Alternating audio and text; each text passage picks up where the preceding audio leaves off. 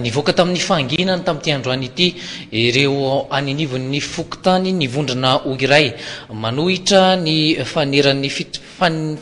fitondram-panjakana anohana ny candidat HVM ny ATS na ny fikambanan'ny fokotany sy ny adjoint ary ny sekretera ireto hitasika amin'ny sary ireto eo am-perinasa sasatsasany sy ireo efa voaroka noho ny fandavana izay didijadona izay nivondrana hoy iray izy ireo manohana ny candidat Lalatina Rakotondrazafy candidat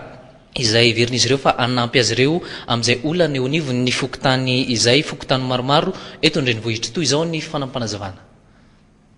tondra ny tenin'ire vahoaka zay no asanay a se fokotany mafantatra dia anitsy ary iantso ny vahoaka malagasy zay a fa so dia voafitaka